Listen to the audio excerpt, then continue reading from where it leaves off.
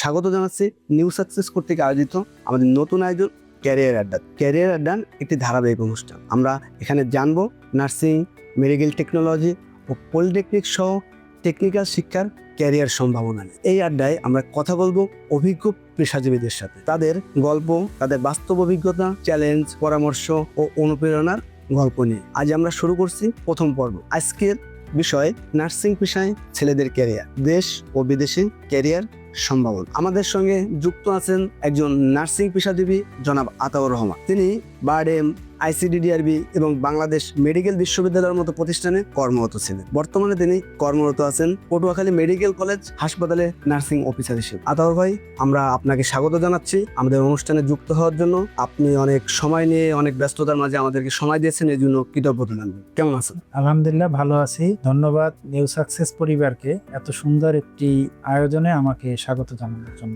ভাই, সর্বপ্রথমে আমরা যে প্রশ্নটা জানতে চাচ্ছি এটা হচ্ছে, ছেলেরা কি আসলে নার্সিং করতে পারে? এমন প্রশ্নের সম্মুখীন আমি হাজারবার হয়েছি, কিন্তু বর্তমানে সবাই জানে নার্সিং পেশায় ছেলেদের ভূমিকা অনেক বেশি।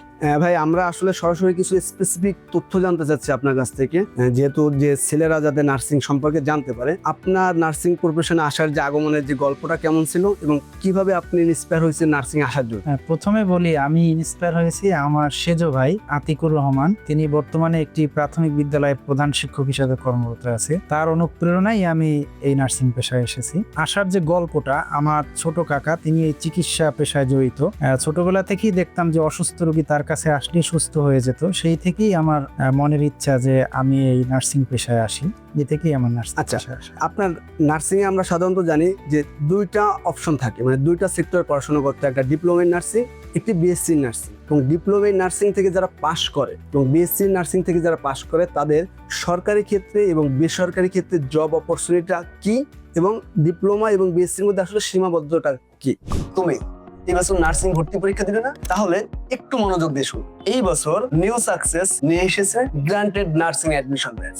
গ্রান্টেড নার্সিং অ্যাডমিশন কোর্সে ভর্তি হলে নার্স হওয়া নিয়ে আর কোনো দুশ্চিন্তা থাকবে না। গ্রান্টেড নার্সিং অ্যাডমিশন কোর্সে ভর্তি হয়ে সরকারি নার্সিং এর চান্স না পেলে Bangladesh nursing and midwifery council এবং ঢাকা বিশ্ববিদ্যালয়ের অনুমোদিত যে কোনো বেসরকারি নার্সিং কলেজ বা ইনস্টিটিউটে পড়ানোর দায়িত্ব গ্রহণ করবে নিউ সাকসেস। ডিপ্লোমা নার্সিং এর জন্য 3 বছর এবং বিএসসি নার্সিং এর জন্য 4 বছরের ওই নার্সিং কলেজ বা ইনস্টিটিউটে সম্পূর্ণ কোর্স 2 লক্ষ থেকে 2.5 লক্ষ টাকা নিউ সাকসেস বহন করবে। এখন সিদ্ধান্ত তোমার, তুমি কি করবে? আসন সংখ্যা মাত্র 25টি, ডিপ্লোমাদের জন্য 15টি এবং বিএসসিদের জন্য মাত্র 10টি। তাই এবার আর শুধু কোচিং নয়, ভবিষ্যতের নিশ্চয়তা চাইলে ভর্তি হও নিউ সাকসেস। আমি আবারও বলছি, নিউ সাকসেসে ভর্তি হওয়া মানে নার্স হওয়া, আর নার্স হওয়া মানে তোমার স্বপ্ন পূরণ হওয়া। বিস্তারিত জানতে কল করুন অথবা সরাসরি চলে আসুন বরিশাল বাংলা বাজার মোড়ে নিউ সাকসেস অফিসে। দুইটার ক্ষেত্রেই আসলে সরকারি বেসরকারি সহ দেশে বিদেশে অনেক চাকরির অপরচুনিটি রয়েছে। কিছু কিছু ক্ষেত্রে যেগুলো বিএসসি নার্সরা যেটা পারে সেটা ডিপ্লোমারা পারে না, কিন্তু গভর্নমেন্ট চাকরির ক্ষেত্রে ডিপ্লোমা এবং বিএসসি উভয়ই কিন্তু সিনিয়র স্টাফ নার্স পদে 10ম গ্রেডে নিয়োগ পায়। আর বেসরকারি ক্ষেত্রে যেমন কিছু কলেজগুলো আছে, এগুলোতে বিএসসিরা শুধু ইন করে, আর ডিপ্লোমারা বিভিন্ন হসপিটালগুলোতে জব করে। আর বাংলাদেশ সেনাবাহিনীতে আর্ম ফোর্সেস নার্সিং সার্ভিসে সরাসরি লেফটেন্যান্ট পদে যে নিয়োগটা হয়, সেক্ষেত্রে শুধুমাত্র 4 বছর মেয়াদি যে বিএসসি নার্সিং কোর্সটা রয়েছে তারা আবেদন করতে পারে। আচ্ছা, ডিপ্লোমা নার্সিং পাশ করার পর আপনার উচ্চশিক্ষা এবং বিএসসি নার্সিং পাশ করার পর আসলে উচ্চশিক্ষাটা কেমন? দুইটা কোর্স করার পরেই উচ্চশিক্ষার সুযোগ রয়েছে। ডিপ্লোমা ইন নার্সিং করার পরে স্পেশাল 1 বছরের যে একটা ডিপ্লোমা কোর্স আছে, এখানে 6টা ডিসিপ্লিনের উপরে তারা ডিগ্রি নিতে পারে, যেমন cardiac nursing, paediatric nursing, renal nursing, psychiatric nursing, orthopaedic nursing এবং অনকোলজি নার্সিং। এগুলোর উপরে কুমুদিনী, তারপরে Ibrahim cardiac hospital and research institute, শিশু হসপিটাল সহ অন্যান্য কিছু কিছু জায়গায় এই ডিপ্লোমা কোর্সগুলো চালু আছে। এছাড়াও ডিপ্লোমা করার পরে পোস্ট বেসিক বিএসসি নার্সিং করতে পারে 2 বছরের, এবং 2 বছরের পোস্ট বেসিক নার্সিং করার পরে তারা masters of science in nursing এবং মাস্টার্স অফ পাবলিক হেলথের উপরে পোস্ট গ্রাজুয়েট করতে পারে। এরপরে তারা পিএইচডিও করতে পারে। আর বিএসসিরা সরাসরি masters of science in nursing এবং এমপিএইচ করতে পারে, এরপরে পিএইচডি নার্সিং করার সুযোগ রয়েছে। আচ্ছা, একটা বিষয় হচ্ছে, আপনার যারা বিএসসি নার্সিং এ যারা পড়ে, bachelor of science in nursing এবং পাবলিক বিশ্ববিদ্যালয়ে যারা অনার্স প্রোগ্রাম নিয়ে পড়ে, এটা দুটোর মধ্যে আসলে পার্থক্য কি, কোনো পার্থক্য আছে বা কাদের সুবিধা বেশি? দুইটাই অনার্স ডিগ্রি, এক্ষেত্রে বলবো যে নার্সদের একটু সুবিধা বেশি। আচ্ছা, যেমন পাবলিক বিশ্ববিদ্যালয় থেকে যারা অনার্স করে আর বিএসসি নার্সিং যারা করে তারা কিন্তু সবাই একটা ইউনিভার্সিটির অধীনেই ডিগ্রিটা নেয়। আপনি জানেন যে সরাসরি দুইটা ইউনিভার্সিটিতে এই বিএসসি নার্সিং কোর্স রয়েছে, যেমন যশোর বিজ্ঞান ও প্রযুক্তি বিশ্ববিদ্যালয় এবং বাংলাদেশ মেডিকেল ইউনিভার্সিটিতে সরাসরি এই বিএসসি নার্সিং কোর্স রয়েছে, এবং অন্যান্য কলেজগুলোতেও যে বিএসসি নার্সিং কোর্স যারা করে তারা কিন্তু এই পাবলিক ইউনিভার্সিটির অধীনেই, যেমন ঢাকা বিশ্ববিদ্যালয়, রাজশাহী বিশ্ববিদ্যালয় এবং শাহজালাল বিজ্ঞান ও প্রযুক্তি বিশ্ববিদ্যালয়ের অধীনেই তারা করে।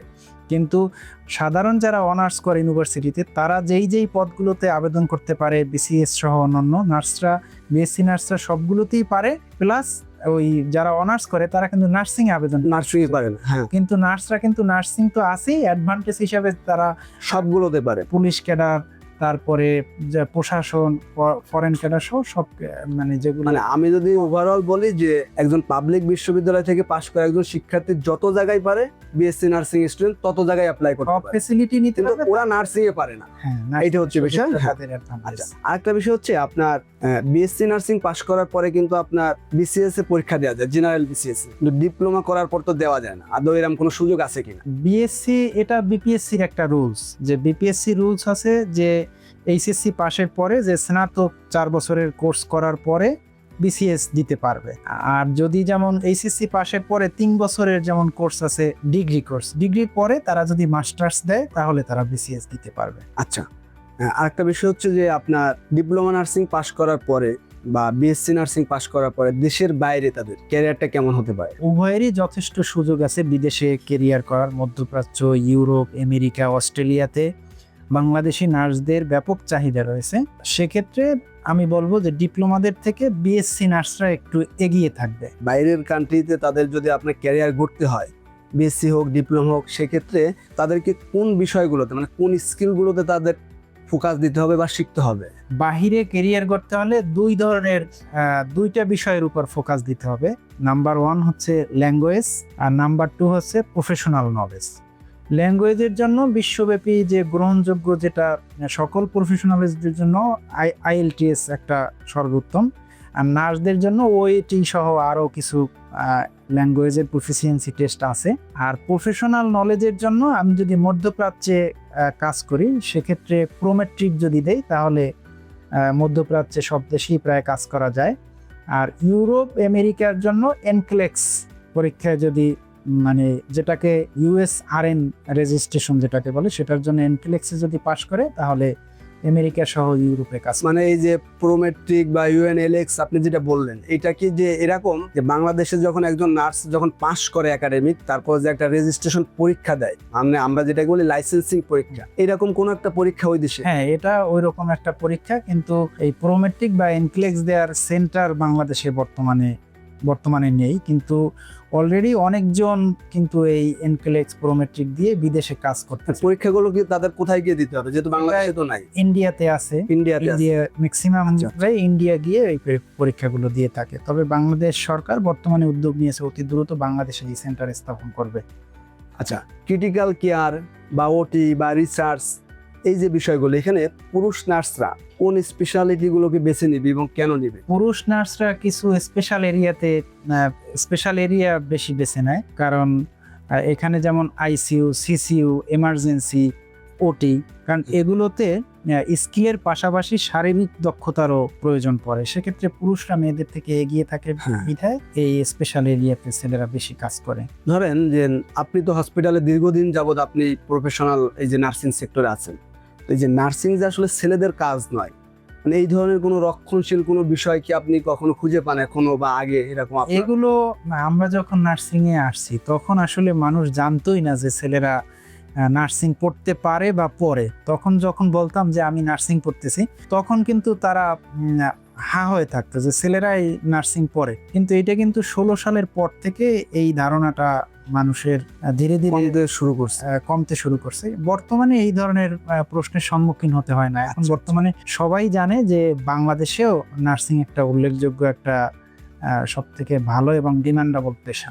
বর্তমানে যারা নার্সিং পড়তেছে বা যারা নার্স আছে বা ভবিষ্যতে যারা নার্স হবে, আসলে তাদের মানে প্রযুক্তিগত কোন দক্ষতাগুলো খুবই প্রয়োজন নার্সিং সেক্টরে? তাদেরকে বলবো যে তারা যেন কম্পিউটার স্কিলটা বাড়ায়, কারণ অদূর ভবিষ্যতে পেপারলেস হসপিটালগুলো কিন্তু পেপারলেস হয়ে যাবে, কোনো পেপারস থাকবে না, মানে লেখালেখির কোনো ইয়ে হবে না, জাস্ট সফটওয়্যার থাকবে, সফটওয়্যারে জাস্ট ট্যাবের মাধ্যমেই পেশেন্টের যে ড্রাগস তার আদার্স এভরিথিং সব কিছু এই ট্যাবের মাধ্যমে এন্ট্রি দিতে হবে। আর কিছু ডিজিটাল যে মেশিনারি আছে এগুলো তাদের ভালোভাবে অপারেট করতে শিখতে হবে, দেশে বিদেশে ভালো অর্গানাইজেশনে কাজ করতে, যেমন infusion pump, syringe pump, ventilator, cardiac monitor সহ যে সকল গুরুত্বপূর্ণ ইকুইপমেন্ট রয়েছে এগুলো।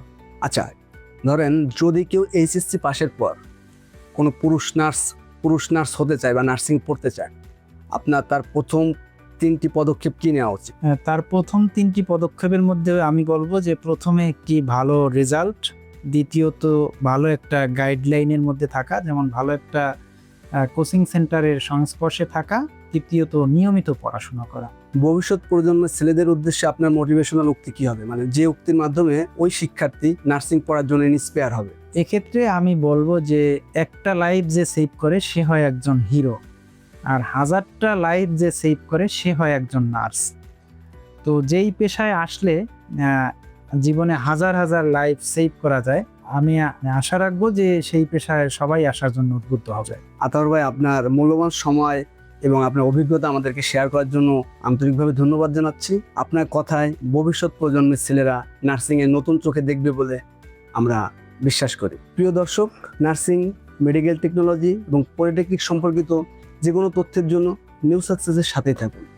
দেখা হবে ক্যারিয়ার আড্ডার 2য় পর্বে।